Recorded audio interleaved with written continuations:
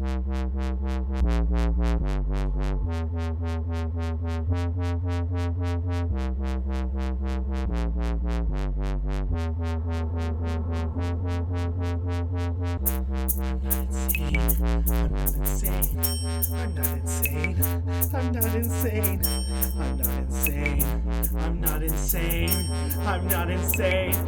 not insane!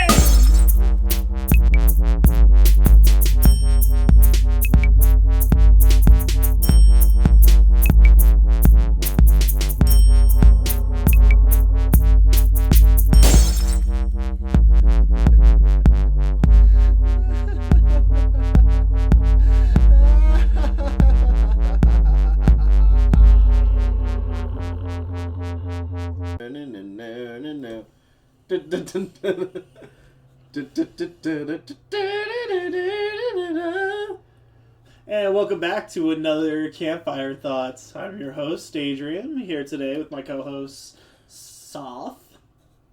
Hello. Hello, children. Today we have a very juicy filled pack episode of ghost content, some quarantine questions that we're asking, because currently we are doing this podcast under the quarantine restrictions of the Denver stay-at-home order. So that's fantastic. No one's going out. Everyone's supposed to be staying home. We'll get more into that. But first, let's start off with something a little lighter than the quarantine. Let's start with something that I've been seeing a lot on Facebook. I follow a couple of pages called like Cursed and Forbidden Foods. I follow like 3 or 4 of them. And a lot of the pages have been showing lately like mixtures of condiments that just don't belong together. Okay. You know, you're a big mustard fiend, right? You love yourself some mustard. I'm a big fan of mustard. I'm a big fan of condiments in general. And I'm a big fan of mixing them all together. So would you do the suicide condiment challenge, which include, mixing every single condiment that you have in your fridge? That would include like mayonnaise, ketchup, mustard, horseradish, soy sauce, sweetened chili pepper sauce. Any type of sauce, you would end up putting it all together. Do you think it would end up still coming out correct? Or coming out good? It depends. There's certain things that would make that go south. Like if you had any kind of cheese sauce, no. Yeah, you can't put any salsa dip in there. The salsa dip would... Oh, gosh. No queso. Queso and mayonnaise, they can't touch each other. And there's going to be mayonnaise in it. So you got to think about it. So there's also going to be, like, chunky red salsa and green salsa in there. Also, like, I would say barbecue sauce, but barbecue sauce and mayonnaise can be very good. A lot of places do, like, a barbecue aioli, so that's not anything weird. But, like, I've been seeing people take, like, dark, whole grain, spicy mustard, mixing it with horseradish and putting that into mayonnaise. I don't know. The condiments in my fridge would be, like, disgusting.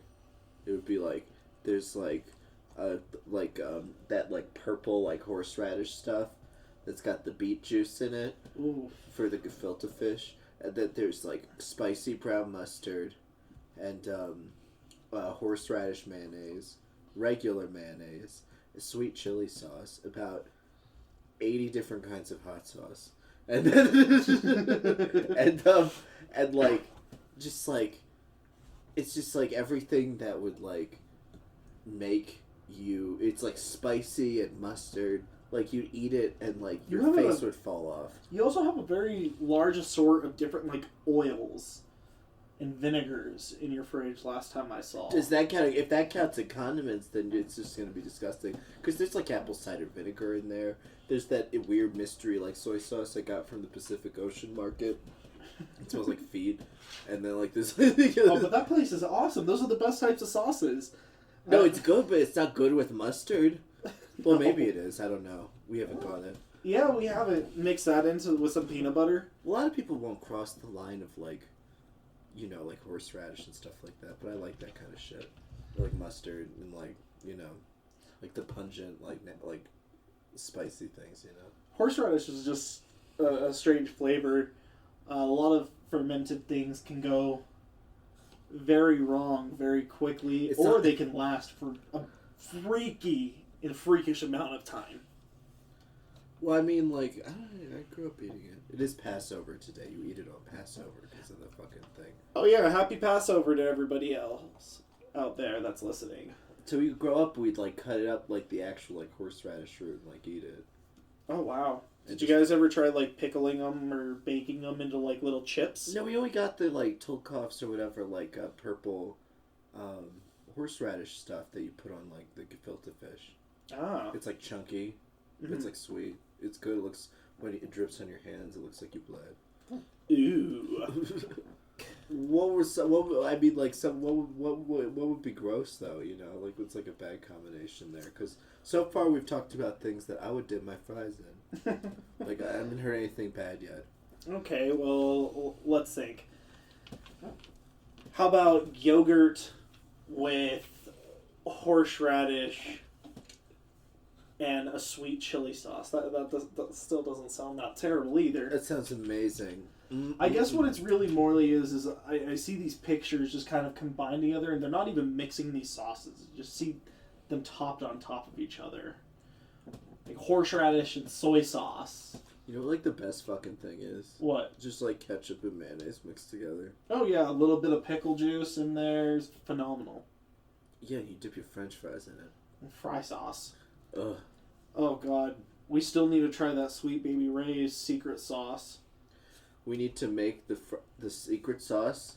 The secret sauce. Remember that pinkish Sweet Baby Ray sauce that we saw? Isn't that just Big Mac sauce or whatever? I think so, but it says it's supposed to be different than Thousand Island. It says secret recipe sauce. But isn't Big Mac sauce just Thousand Island ketchup, mayonnaise, and mustard all mixed together? Pretty much. Yeah, that's all any fry sauce is. That's like Freddy's fry sauce. Like B-Dub's fry sauce. Well, there's the fry sauce and the burger sauce that I once saw on the shelf that were made. I think it was by Sweet Baby Ray's. Or by someone who were in that same like section of the supermarket or whatever. And one of them was called fry sauce. And one of them was called burger sauce. And they were the same color. They had the same chunks floating in it. And I'm like, what makes them different? I think the burger sauce is just supposed to be the same fry sauce, but a little bit more seasoning. You know, they put some sloppy mama in there, or they put some beef bouillon to sprinkle in there. Oh, just a little extra. A little extra, just something. It's just like it's coming out and just like they're putting it in 2 different bottles. Like this is. But the like fry sauce and burger sauce, that stuff looks horrid coming out. It's like all chunky and then just like pink. It's not something that just looks appealing to eat just by looking at it. Oh my god, when I was like growing up in like high school, I worked catering for like years, doing kosher catering. Yeah. And this was like an odd thing we do at like really fancy weddings to be fancy. We take martini glasses. We'd open a drum of like heavy duty extra strength, high gravity,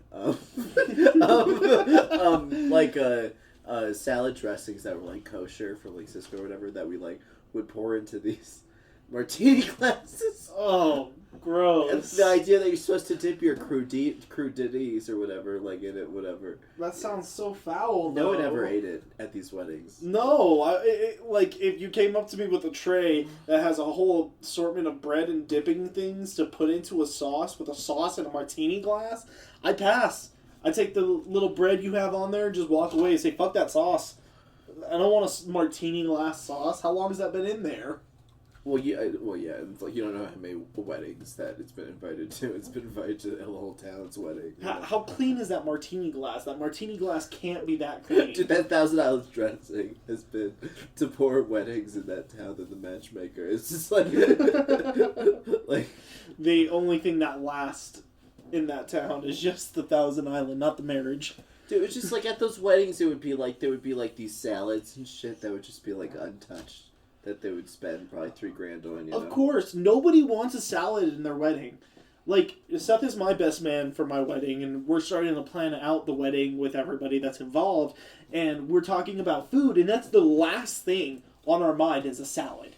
Because I don't want to have to deal with dressings. I don't want to have to deal with accommodating everybody wanting, oh, I want blue cheese. I want ranch. I want oil and vinegar. I don't give a crap about any of your salad likes. I will eat a salad. Go eat a salad if you want a salad, but don't come to a wedding expecting there to be salad. There isn't going to be a salad bar. It's not Pizza Hut. Right, it's like, this was where it's like the part of the wedding, they would have it like, at like, the part where it's like, you go in and it's like, they have the people, like, you walk in and like you're drinking or whatever with your champagne. I don't know what the fuck the juice. They would like walk in and this was a kosher catering company audience, so it's like we were like very religious Hasidic weddings. So it's like the women would be separated from like the men. The men would be like shuffled into a back room, and usually I would have to work the back room, so I never saw the salad room where it was like were like the regular people, and then like the non-groomsmen that are just getting drunk and eating beef. Well, they would be in the back drinking wine from and liquor from tiny little cups. Of course. Like dentist cups, and like singing with the grooms. And it was like all dudes, and I have to be in there slinging cookies. That was my job. It was like I'd be in there like sacks of cookies, like slinging cookies, and so I never saw what happened in the salad room. But basically, they'd walk in, they'd look at the salad, and then walk into the next room. It was like for decoration. It was all laid out so beautifully. It's like a floral bouquet just on the table. You're like, oh, look at that greenery. That's gorgeous. And that was never the shit they like took home or whatever. So it's like all this salad would end up going to many weddings. Honestly, that's like, so gross. Listen, it was sketchy. I shouldn't. No, but I gotta tell you, I took home so much fucking sesame noodle salad when I was like 18. I like lived off that. It was delicious. That does sound really good. So shout out to them. You know who you are. And you're still around. You're listening, I'm sure. It's lit. You hit us up. Maybe we could do a deal or something. Yeah, send me some kickles. Oh, yeah. So I want to get into vacation demise. What's that? So during this whole quarantine, you know that all the vacation services, they're starting to make it a little bit cheaper for people to go out because they still want people to go out even though there's a restriction around the world where nobody's traveling right now, right? So do you think after this whole quarantine, these businesses are going to continue with that low prices, or do you think these businesses may just end up crashing altogether?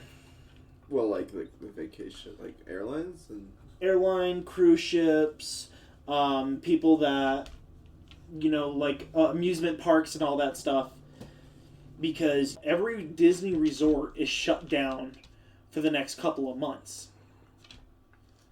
I don't know. I don't know if anybody really knows, but I think that, like, you know, what's going on in America right now, I mean, it's like April 9th, just like for context, whoever's listening to this, but it's like, you know, it's like really bad. So like the long-term impact of this, like, who knows?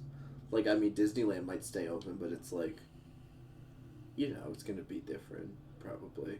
Or shit like that, it's going to be different. A lot of these airlines, like, got a lot of, you know, money, so they'll stay open and stuff like that, but that whole experience is probably going to be different. You know. Do you think more companies are going to start using these extreme matters that they put into their day-to-day usage? Well, it's like if this is something that like is going to happen again, then like all the companies that didn't prepare for it, you know, like they're going to go under. Well, they just did, you know. It's like, you know, so it's like the ones who couldn't work remotely, or the ones who couldn't do takeout or whatever, you know, the ones who couldn't adapt to this kind of thing. So it's like, are you talking about your Disneyland vacation that you were going to take, like, later this year that got canceled? Like, yeah. You were going to go to Disneyland, but it's just, like, you're probably going to have to wait, like, 6 feet in line behind everybody, you know, or some shit, you know? Yeah, it's going to be this ridiculous amount of lines that just stretch out into every foyer. Nobody's going to be wanting to be near each other. I don't feel like a lot of these places are going to be open after they even say the go-ahead to go back. They'll probably limit the amount of people that can go in and stuff like that. Yeah. And they'll have caps on how many tickets they could sell a day, probably. It'll be hard because a lot of these, like, hotel companies, the small ones and shit, will probably go out of business. The La Quinta Inn. Dude, I really hope not. I love the There's a La Quinta literally everywhere. Oh, Samson, you having fun squeaking that toy? Sammy, this is not the time for that. He declares that it is the perfect time. We got two little puppies in here that want to play with both of us. And we were just playing with them, but, you know, the play's got to continue. I think travel's going to be hard too, you know. So. I feel like a lot of these places are going to take a really big toll financially just because of the cleanliness that needs to be done. You know what I mean? Like, all these places need to... Like, let's take, for instance, Disneyland. They need to take all the water supply that they have, make sure it's completely cleaned out, and it's constantly getting refreshed as the park is closed. All these rides need to be sanitized in and out.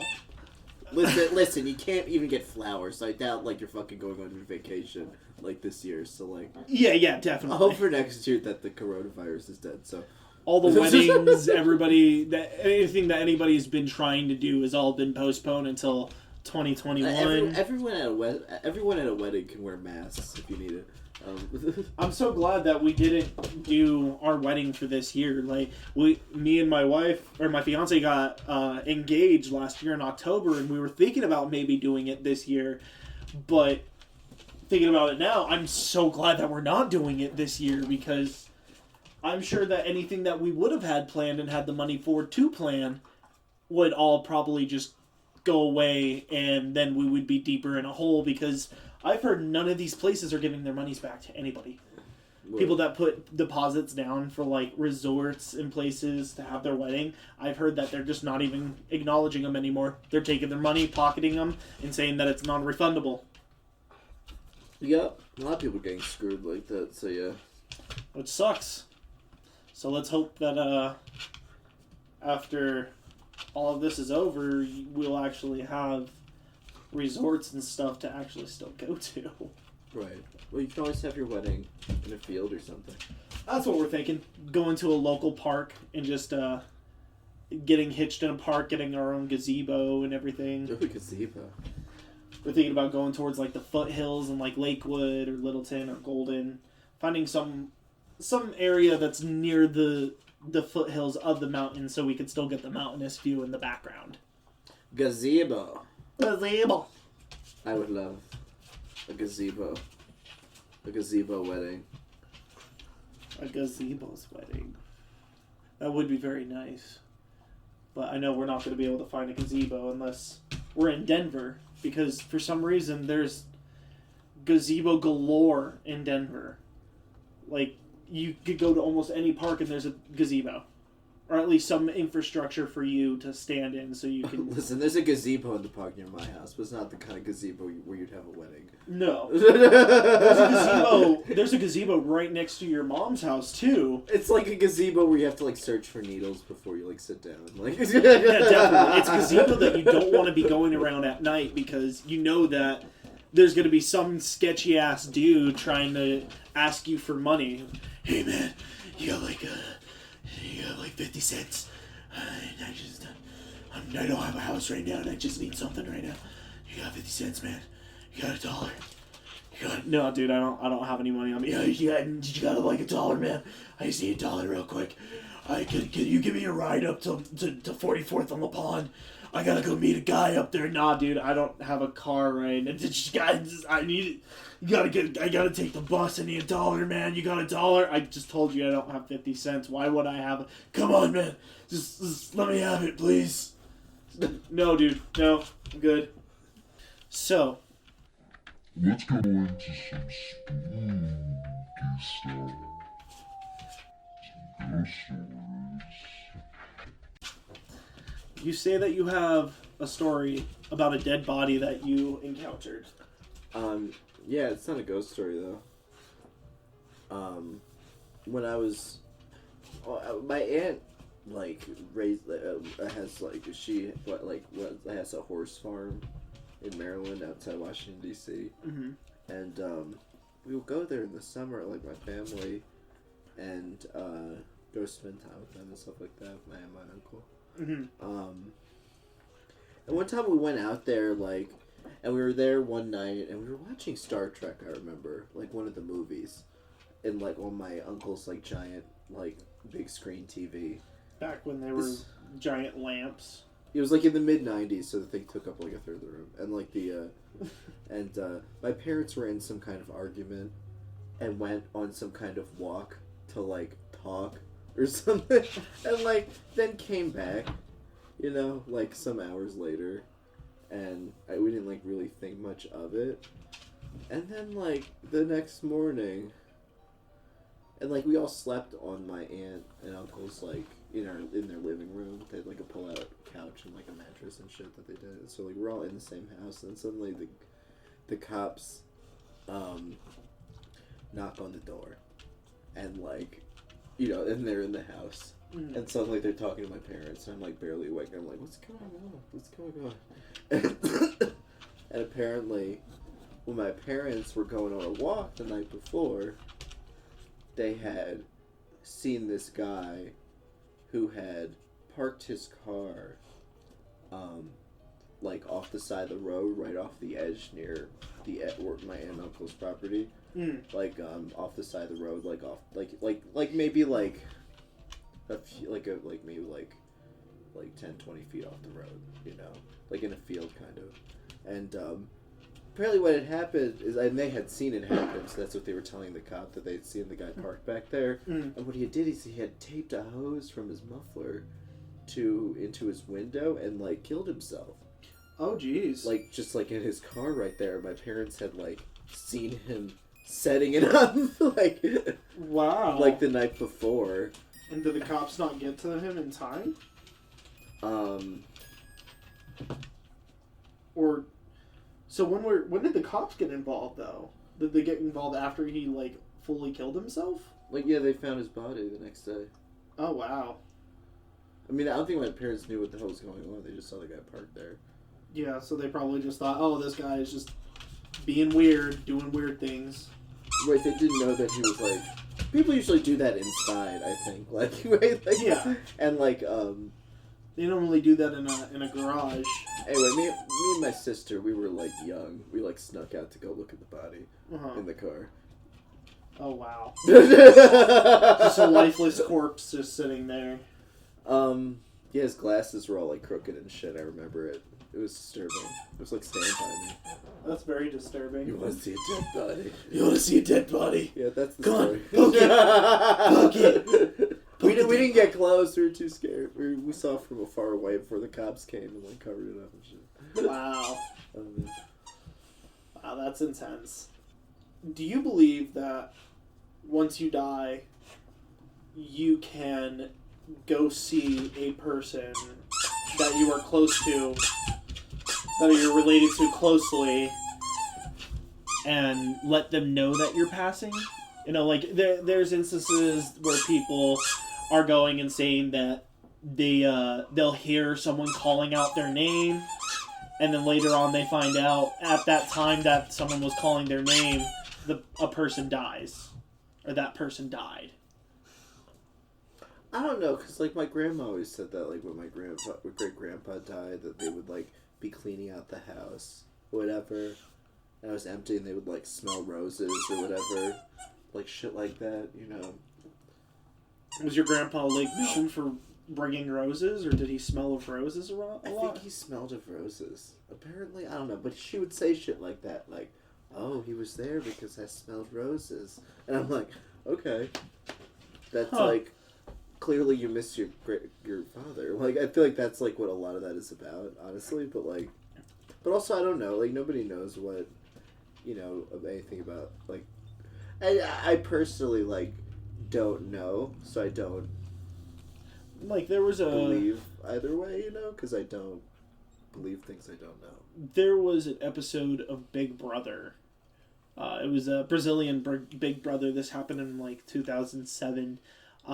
You could see one of the candidates is just laying on the outside in the yard. She's getting her tan on. And all of a sudden, she just perks herself up, and she, like, looks shocked. And she stands up and she's screaming out, "Who called me? Who called me? Who called me?" Another candidate comes out of the house to go clean her shoes, and she's like, "Oh, I called you." And she was like, "Oh, are you sure you called me? You called me?" And she's like, "Oh, yeah, I called you." One of the cameramen comes out and he said, "Hey, you're needed to be seen in the producer's office 30 minutes after she heard the voice. And she goes into the producer's office, and the producer tells her, well, I'm sorry to tell you, but your sister passed away 35 minutes ago. And I guess it all just clicked to her, and she was like, that's who called me. My sister is trying to reach out to me. She was trying to tell me that she was gone. You know, just like, oh, well, that's... I wonder how true that possibly could be. Like, has anybody else had an experience like that? Well, there's like a lot of stories like that. I mean, there's the famous story of, I think it's like Thomas Jefferson and John Adams, like talked about each other, like at each other's deaths, and they like died on like the same day or like in the same week or something. Oh. They mentioned each other, and they like as they were both dying, and they died at like the same time. Oh, jeez. They like wrote a letter to each other. There's some story about it. I don't want to like paraphrase it. I don't know the whole thing, but there's a lot of stories like that. I think there's like mental connections that people have between other people, you know, that are like, you know, like real like things that people have. I mean, like there's a lot of like, you know, I mean there's sensory things, but if you think about like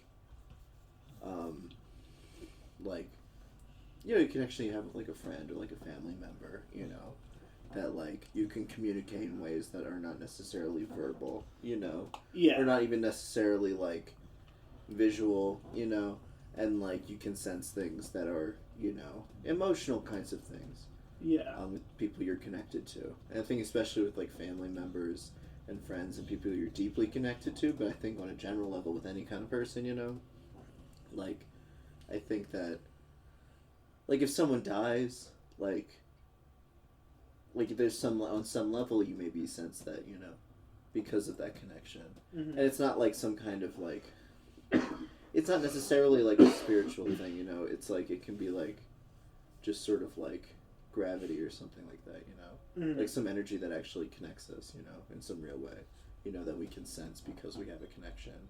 It's something that our brains have, that where it's like there are these elephants that like, there was this story about these elephants, oh my god, and it was like, holy shit, where it's like this guy who like, in Africa, I forgot where, in Africa, he like, was like he rescued elephants, he like saved them from, like, I think like, situations where they were in captivity and things like that, and like took them to nature preserves.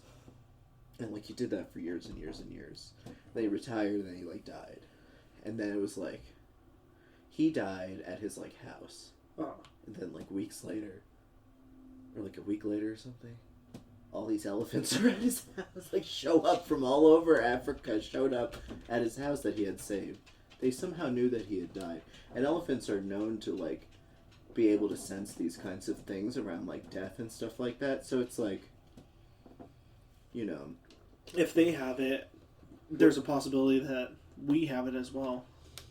Yeah, where it's like, it could be just sort of like a magnetic thing, you know, like something that's in our brains that's like real that we just don't know about yet, you know. Or it's sort of like, there's like, you know, and like, you know, so I think there is a connection there, for sure. But I think that like there's a lot of stuff that people like really kind of like create stories around, you know, like in their head during times of great distress, like when a loved one dies, you know, also, you know, that's also part of it too. Yeah.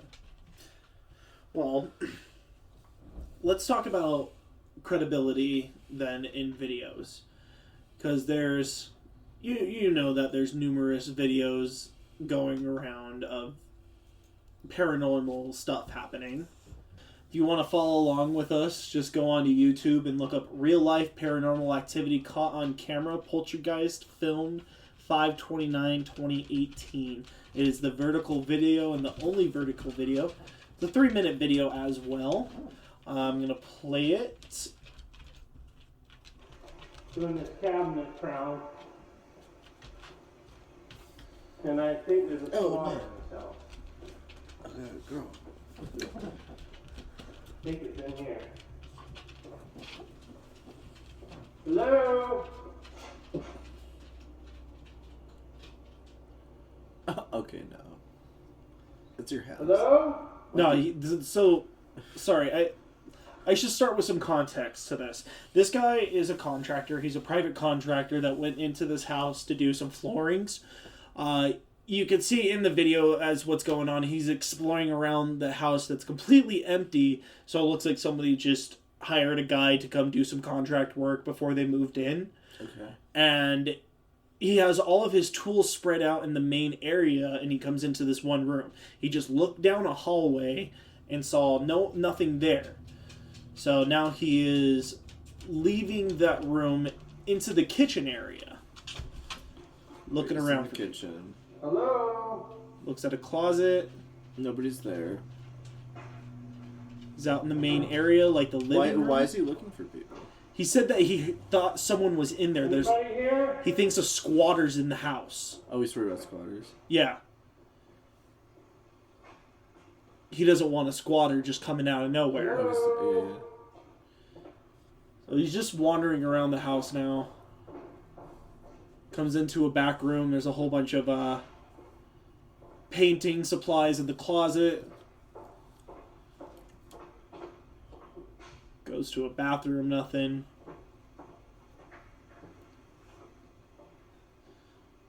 So as you can tell, there's absolutely nobody in this household right now. Well, maybe. As far as he could tell, he's the only one The around. door's wide open, though. That's the backyard, I guess. That door, though, see, he's in the main area. That door was just closed, and he didn't notice that it just opened until now. Yeah. Hello? The door to the room that he was in the first place.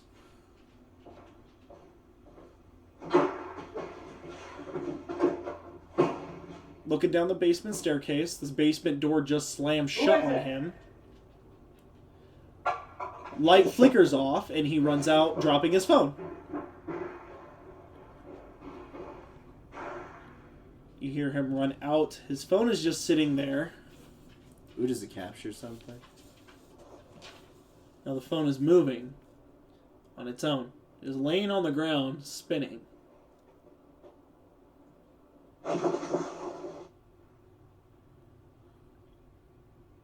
So, the phone just spun out of control, out of absolutely nowhere.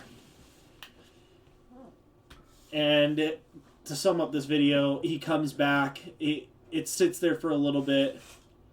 He comes back. He grabs his phone. What does the guy look like? Okay. And he dips out. So, is the video credible? I think it's real, maybe? I don't know, it seems like you can never tell anymore, but like what that you could stage that if you wanted to, you know? Like him dropping his phone. And if you're looking at home, this is Rocky Mills YouTube. Rocky Mills isn't really the type of person. He has a whole bunch of videos on here. Or not even a whole bunch. He has 5 videos on here, all from a year ago. Uh-huh. And all he does is just do cleaning tricks to help restore, it looks like, auto bikes and ATVs to hosting an Airbnb nightmare. But his first video was the paranormal activity. So it's not like it's a YouTuber that is out here making fake paranormal things. Like the other video I'm going to show you. Can I be honest? Yes, please. I think it's like a human being, which honestly is more terrifying than a ghost. Because a human being could have a knife. Like, you know. I mean, but if it was a human being, you would have seen at least something. You would have seen... Can I tell you what I think happened? I think that there's a person living in the basement of that building, and who was like, realized there was someone upstairs, like a contractor, and it was like stirring around. But then how would you explain the flickering lights? The lights were on in that basement, and they just flickered off. And as they flickered off is when the dude left. And also, when the door slammed... That's what I mean, where it's like, if you think about it, where it's like, if you're like some guy in the basement, like, you get spooked, like, he closed the door really fast, ran into the basement, and like turned the lights off, not realizing that like kind of exposes him. like in a panic or something, and then like the spinning in the end could be him closing the door to the basement and hitting the phone by accident or something, like. But you could see the door in the video shot. If the door was going to close, you would have seen at least an arm or a hand. You would have seen some type of body apparition come up and grab the door and close it. Right, or like he could have like nudged it out of the way or something and then closed the door, because like the phone is like, oh, you're right. But I think like that's the part that's weird. Like that part makes it seem fake, honestly. Like that at the last part, just because it seems like, oh, you dropped your phone. It happened to like land like in a way that it wasn't like in that way. It just seemed very like, but at the same time, it's like for me, it's like the idea of it being a person. If it's a ghost, then it's whatever. You get like that little lady from the Poltergeist movie to come and be like, head towards the light. And it's like, like you get that you just purge the house of the ghosts. Like that's easy. Yeah. If there's some psychotic man with a knife living in the basement of your house, it's like a bigger issue. Yes. Like that's more terrifying, and like as a contractor, I'd be more scared of a knife wielding psychotic person than a ghost.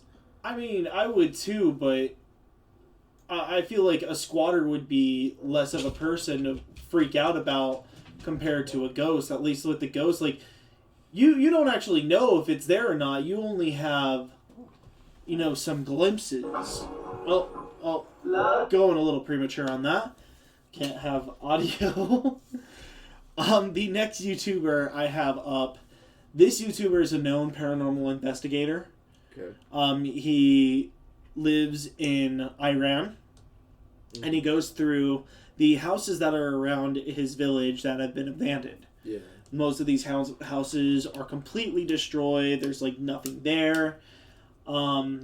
If you want to look this guy up, it is Ihab Kazmea. I think I hope I said that right. I'm sorry if I butchered that. You can look him up. He also has a Snapchat that will be ihab.omar9. You can follow him on there. So he goes around these abandoned buildings looking for ghosts and freaky creatures. I pulled up this one because he found a household where he said that he reported to find a jinn, which is a demon in their culture that goes around haunting people. They go around to torment. They sometimes abduct children. They can kill people through heart attacks and fear. They're kind of like your typical poltergeist, where they just kind of linger around as ghosts and torment people by causing misery in their lives. So he's wandering around this building right now, about 4.5 minutes in, and as he's wandering around, he hears something in the background slam.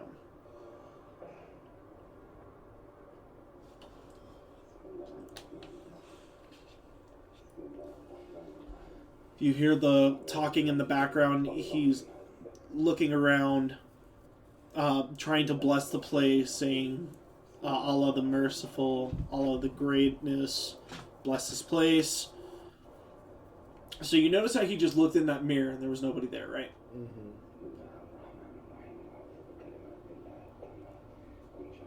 It is. His adventures are very chilling. Like, you'll find things that are absolutely freaky. Doors just slamming for no reason. Things being thrown. He's there's a video of him wandering around a hallway in this giant palace that he found, and a water heater literally starts barreling towards him. Just out of nowhere, barreling towards him. And he freaks out. He's just like, oh, and just leaves as fast as he can. And I'm not saying that to be racist. He literally screams, oh, out of there. Because he was so terrified.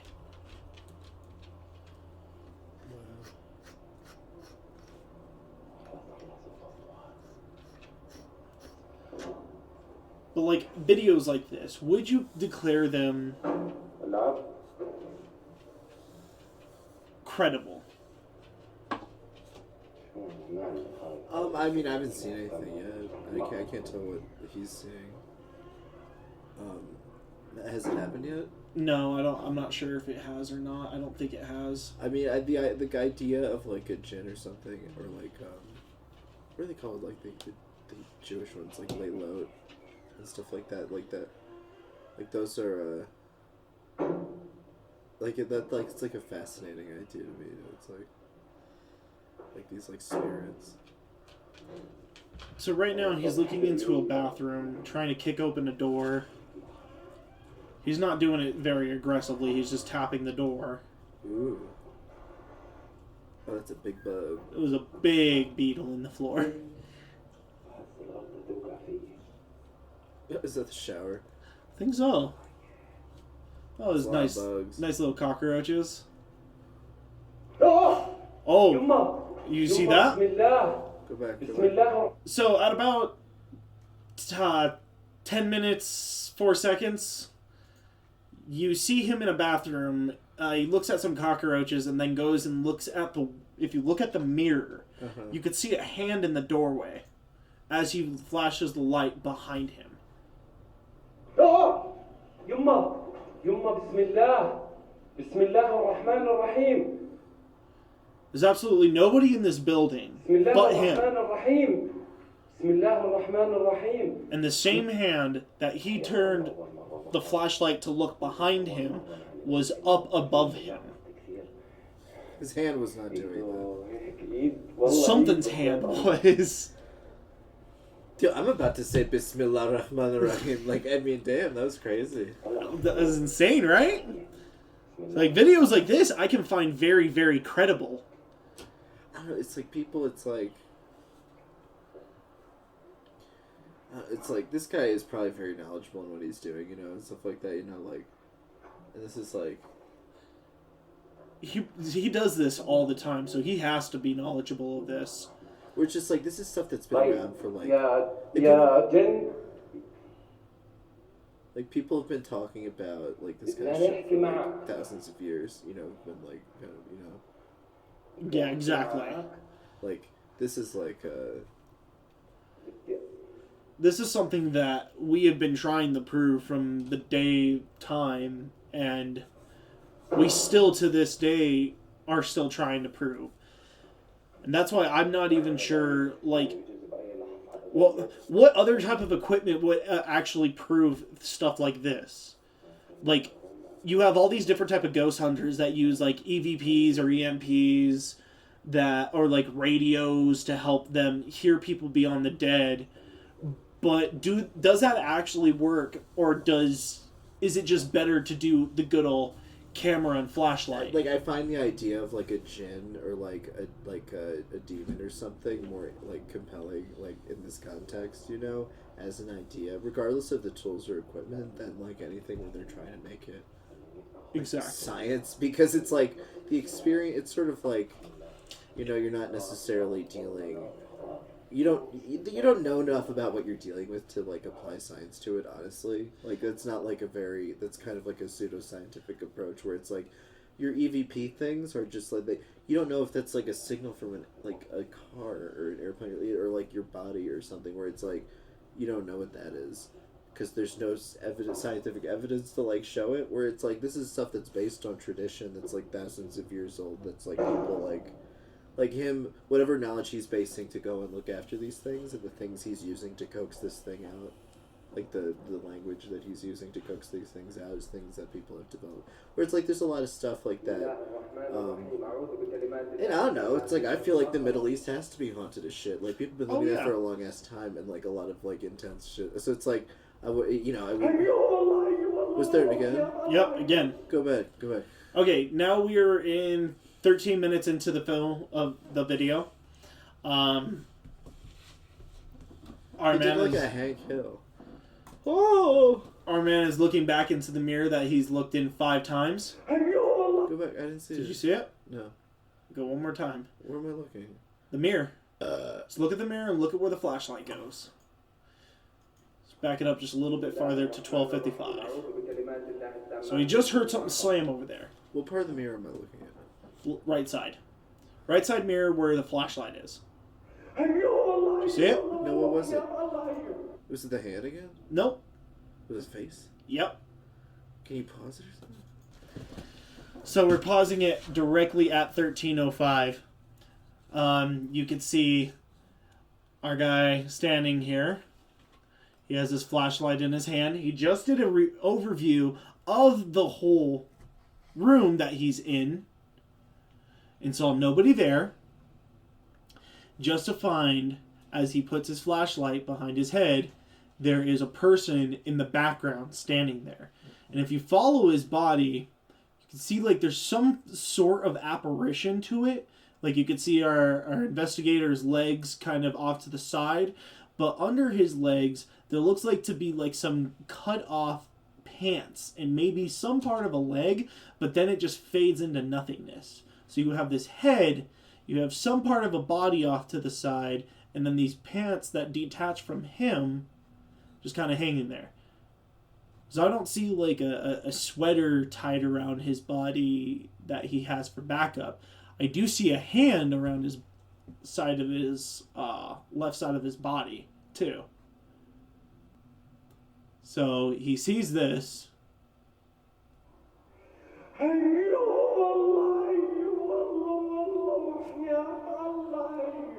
That sounds absolutely insane. But there's a body. So some type of figure pops up on his head and is just right there, right next to him. Mm-hmm. I don't think there could be any other... Can we look at the other one? Never mind. We'll belabor it. This one? Yeah. I mean, I don't know, like, it's not... No, never mind. I was thinking about the other thing he saw in the mirror, like the hand. Oh, the hand. Can we stop it at the hand? I don't know, we don't have to, like, look at the whole thing again. I think I went too far, maybe? Yeah, because he said Bismillah afterward. Okay, so back there. The cockroaches and then...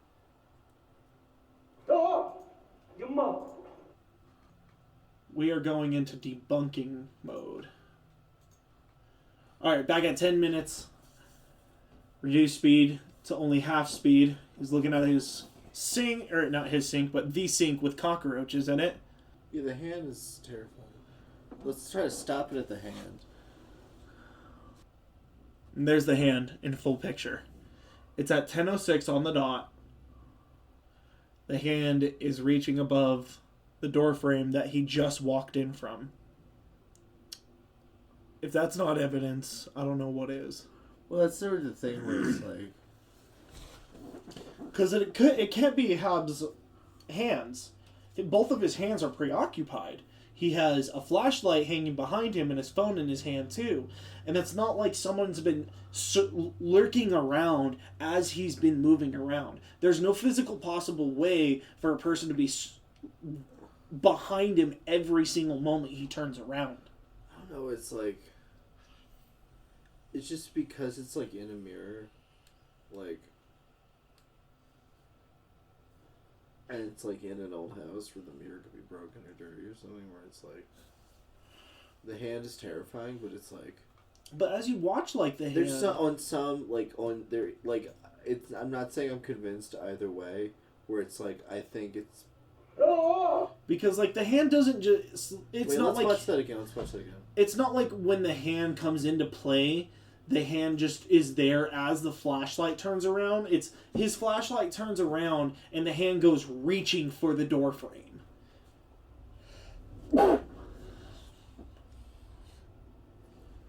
And see, right here, you see it go up and then grab the door frame as well. Okay, when you see it in motion, it's different because it's like, it doesn't really like... There, on some level, I was like, okay, it could be... Because in the other one, it's like, because it's like behind, it kind of looked like the guy with, like, the ghost was wearing Adidas pants like he was. And Yeah. It's like, okay, that's probably just a reflection of his pants, like going in a weird apparition going in the mirror, but like... Yeah, it could be his phone not fully catching the frames of his pants being in one area since he was moving around. But in like mirrors, it's like if you're recording something in a mirror, there can be like weird things that show up like that. The hand, though, is terrifying because the hand's not doing but like that face that was in the mirror looking at him is not that face.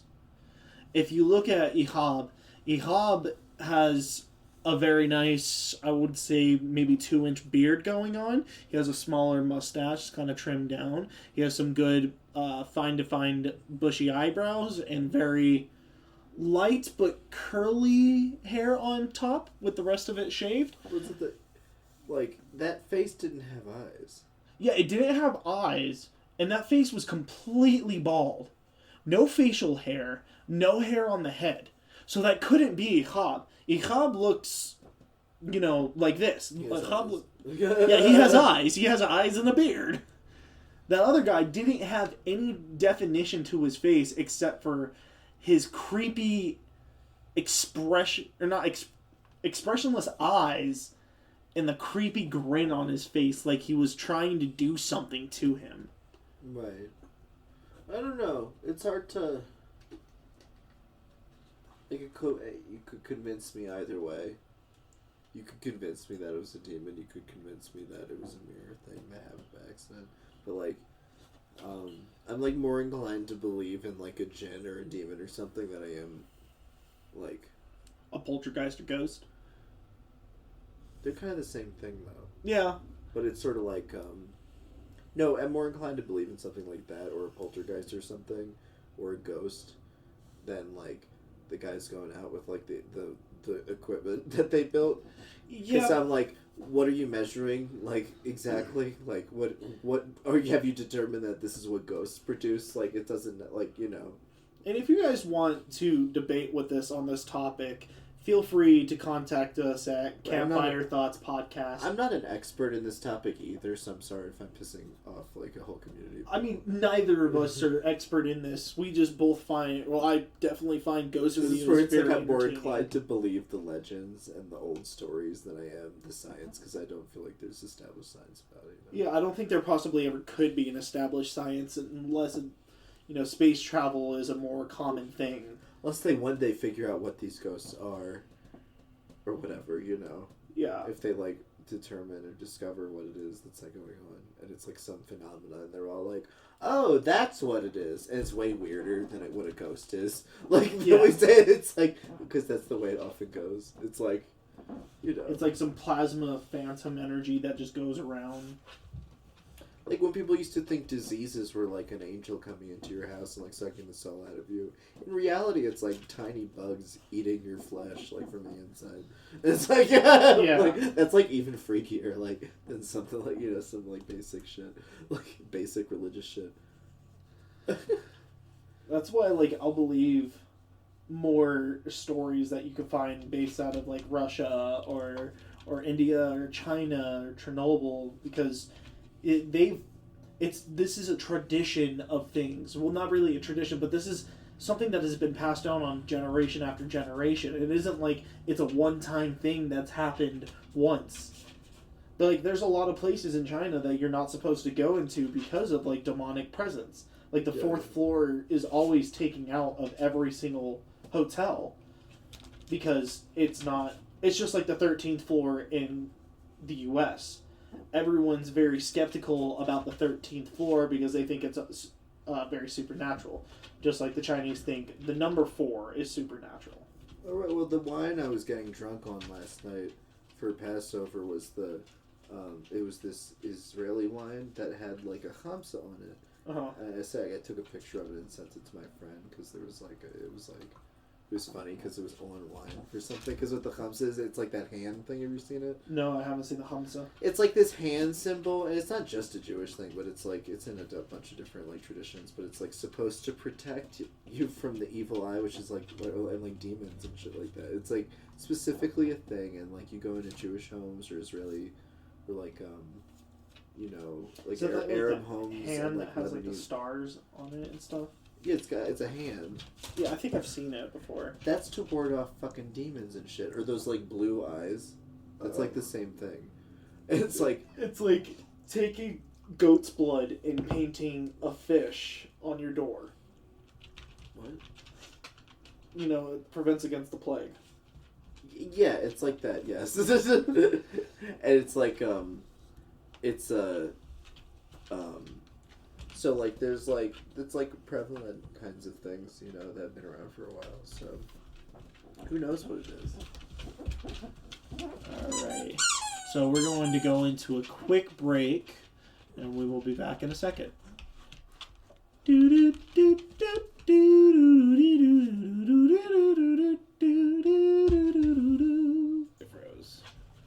Oh. And we are back from our break.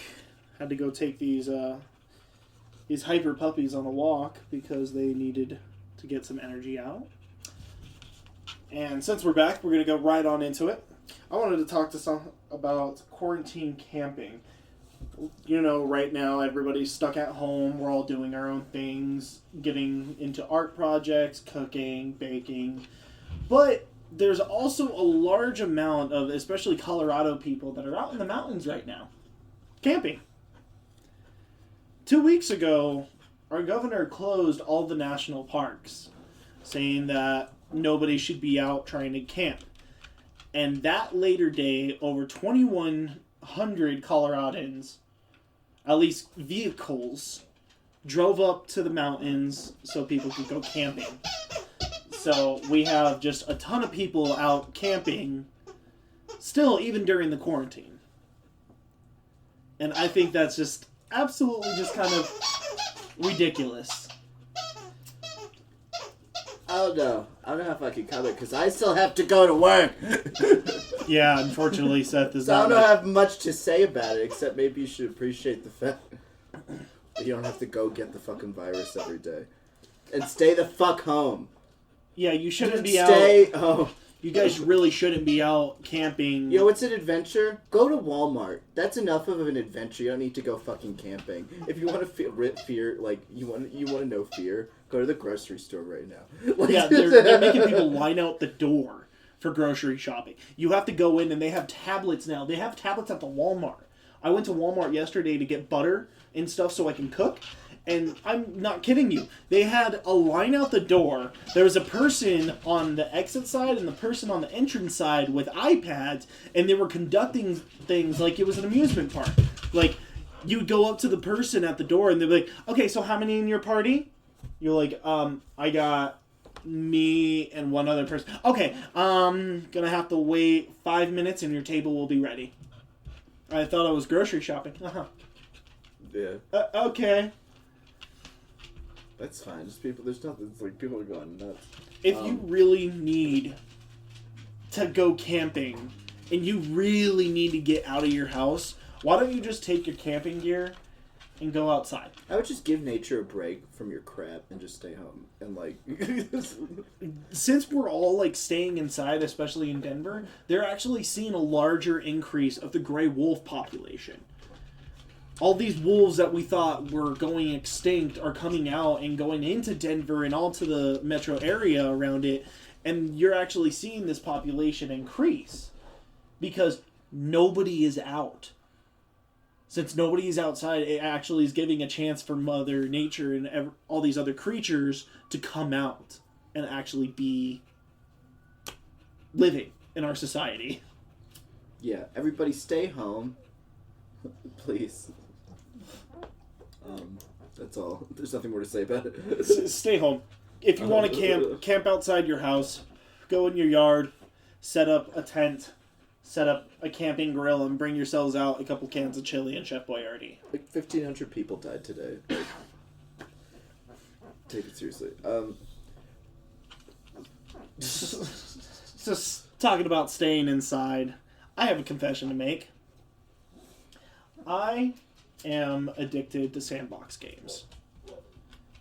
And that's not a company. That is a genre of gaming style. For those that don't know, a sandbox game is a game that is meant for pure nothing. It has no storyline to it. It is just a place for you to go and wander freely. I tell you about how I've been bored doing these Zoom classes. Yeah. Because when you're in class, you can't fuck around because there's other people, Yeah. And when you're bored, you just have to sit there and endure it. When Yeah. you're bored in a Zoom class, you can play games on your computer and no one knows.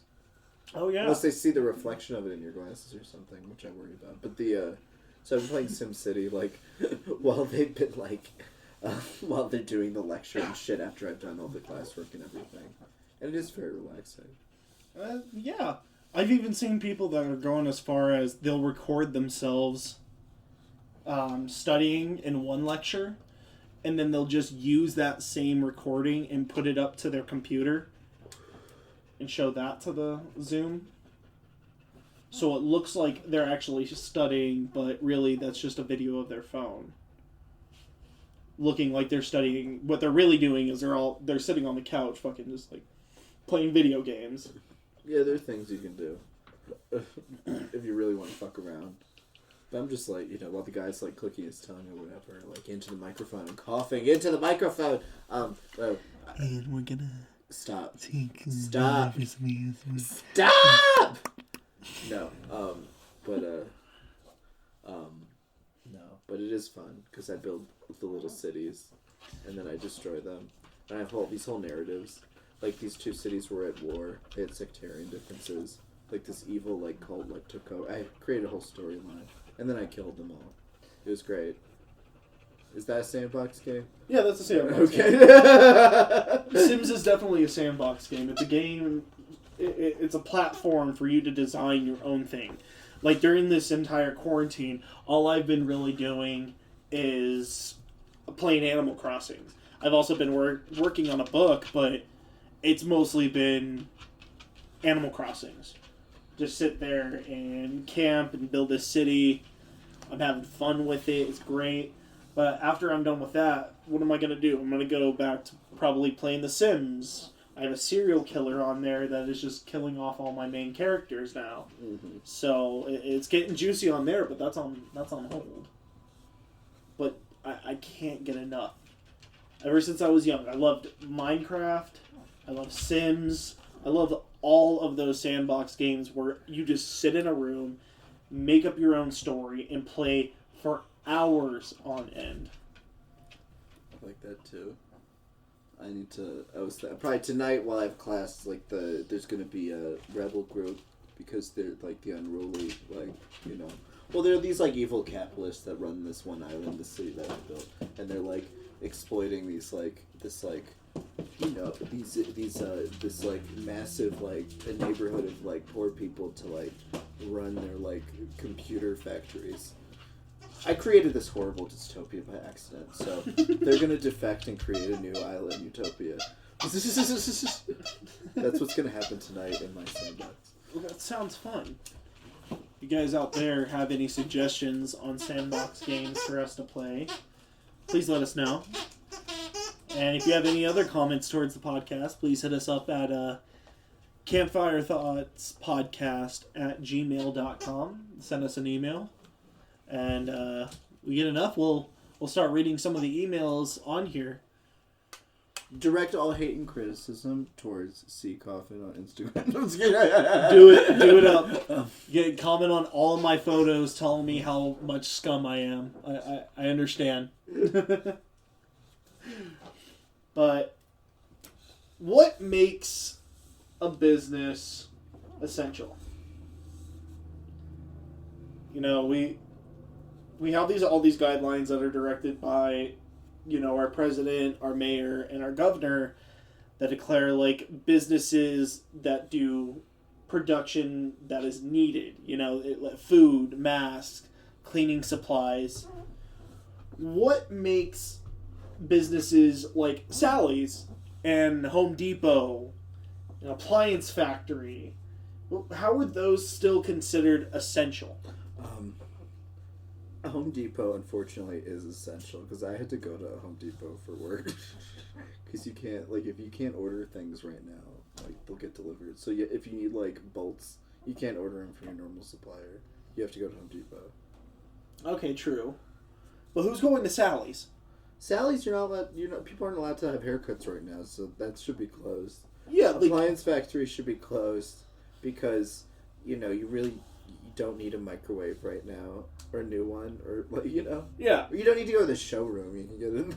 You don't need to go to Best Buy right now. You don't need a TV or a gaming system. Like, if you really need it that bad, we have one Omega that's open, and that's Walmart, and they, of course, sell everything. But, like, do you really need to be spending that money right now on an appliance? Well, even, like, just in general, like, it's probably best if people don't, even if they're buying online, like, just buy less. So that doesn't put a strain on all these, like, because there's only so many businesses open, you know? Like, if people overload, it's like on Amazon or whatever, where it's like they can't keep up with the demand. Mm. So, you, like, you know, it takes months for shit to arrive. Yeah. You know, because they can't handle it. So it's like, I understand the desire because everyone's at home and they're bored and they want to buy crap, but it's like, this is a time maybe just not to buy so much crap besides, like, food, you know? Yeah, and don't even go super crazy on that. We're 3 weeks into our quarantine at the stay-home order, and for some reason in these 3 weeks, we still cannot get toilet paper or any cleaning supplies. I work for an essential business that shall not be named, and we work sort of in the general kind of food industry, and you know, it's just like a lot of people, it's like half the population is staying home, and then the other half is like putting themselves at risk to like support the other half right now. And you know, like, the people staying at home need to understand that there's people like delivering all this shit and like working in these like facilities, Yeah. you know, packing all these boxes and shit for you that like are not necessarily getting the right kinds of protective equipment, that are getting exposed to the virus, you know, who are working around people who are not compliant and stuff like that, you know. And some businesses aren't really taking those precautions, like, even the ones that are, you know, it's still like an area where there can be a lot of risk, so it's like there's a cost to that, you know. Just because you're home doesn't mean that like everybody's home, you know. And exactly.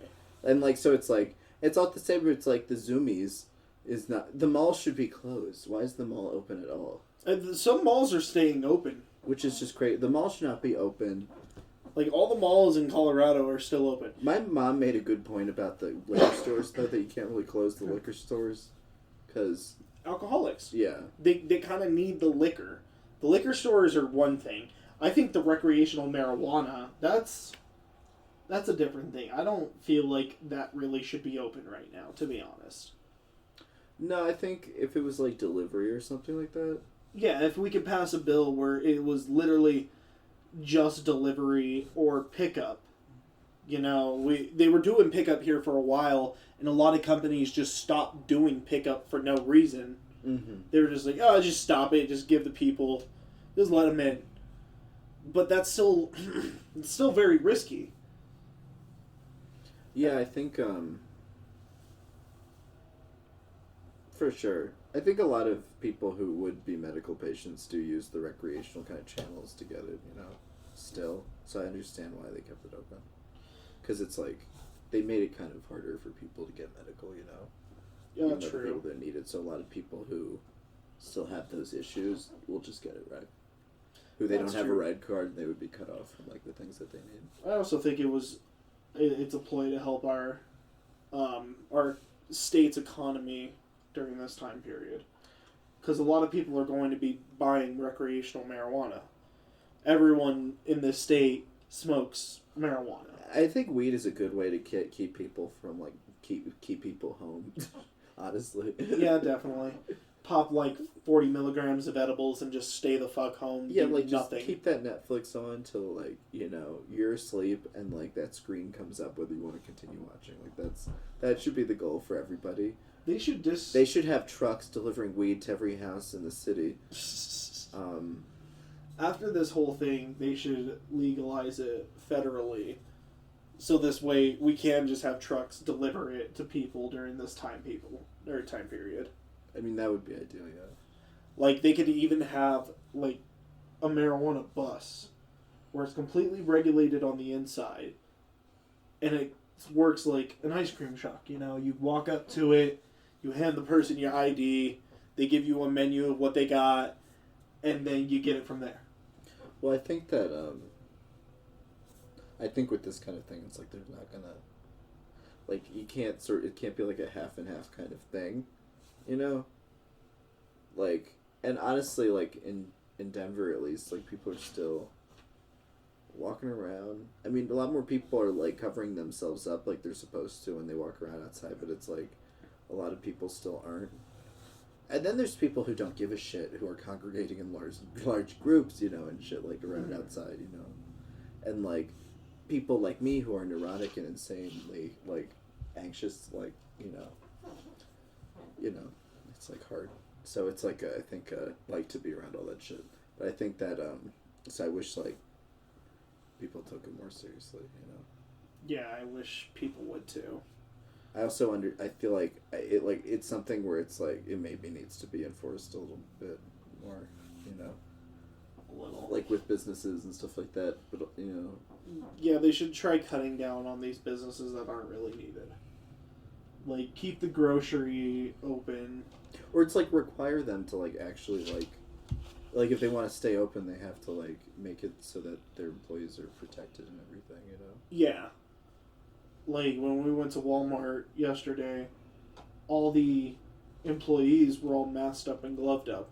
Not a single one of them didn't have gloves and a mask. I don't know where the fuck Walmart got all that shit. I don't know. They probably... It was probably their own personal stock, and they probably, like, had a personal stock in the back for the employees and for restock, and then they were like, screw that, we're keeping that for ourselves because we need to put these on the employees. Because it was all the same blue mask. It was that typical blue mask. Right, at the unnamed place where I work, I have like it's like food, it's like sanitary, so they already had that kind of shit. Mm-hmm. But they ran out pretty quickly. Yeah. You know. But I mean, this is a place that is distributing to the public, so they're gonna have, they probably have like a whole pallet of it. That Walmart's the biggest retailer like on earth. I'm sure they like manage. I'm sure they bought the factory that makes them in China. Yeah, like, they probably bought the factory that makes them there, and then bought 3 more just so they can have the factory there continue to make them, and the rest to store them.